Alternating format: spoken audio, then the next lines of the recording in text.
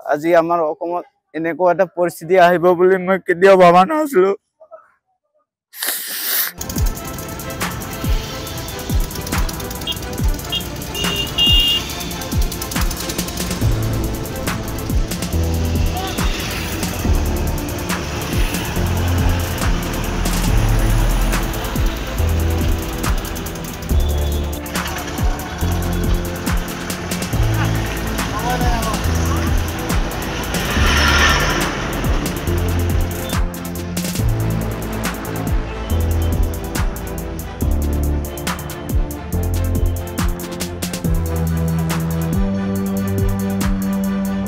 আজি আমাৰ হিমন্ত মামাক কৈছো, মামা আপোনালোকৰ যেনেকে হওক যিবিলাক ঘৰ ভাঙিছে এটা ভাল এটা স্থাপন দিয়াৰ কাৰণত মোৰ এইটোৱে অনুৰোধ।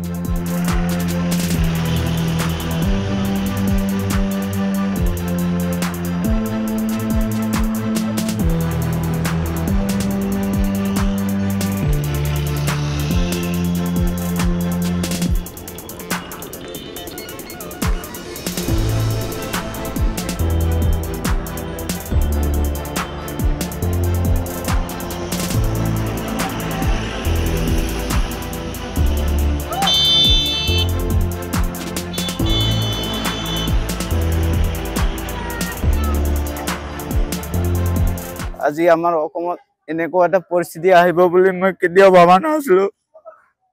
আজি আমাৰ হিমন্ত মামাক কৈছো, মামা আপোনালোকৰ যেনেকে হওক যিবিলাক ঘৰ ভাঙিছে এটা ভাল এটা স্থাপন দিয়াৰ কাৰণত মোৰ এইটোৱে অনুৰোধ।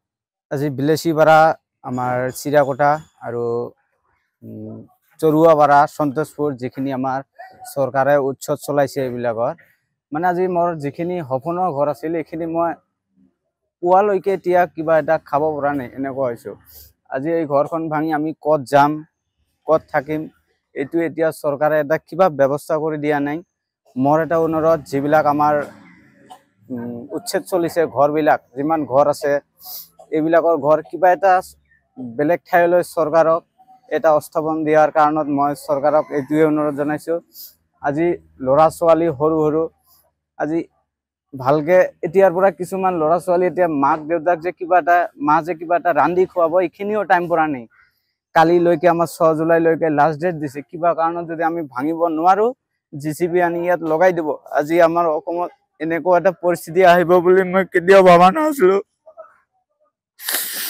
আজি আমাৰ হিমন্ত মামাক কৈছো, মামা আপোনালোকৰ যেনেকে হওক যিবিলাক ঘৰ ভাঙিছে এটা ভাল এটা স্থাপন দিয়াৰ কাৰণত মোৰ এইটোৱে অনুৰোধ। আজি আমাৰ অসমত এনেকুৱা এটা পৰিস্থিতি আহিব বুলি মই কেতিয়াও ভাবা নাছিলো।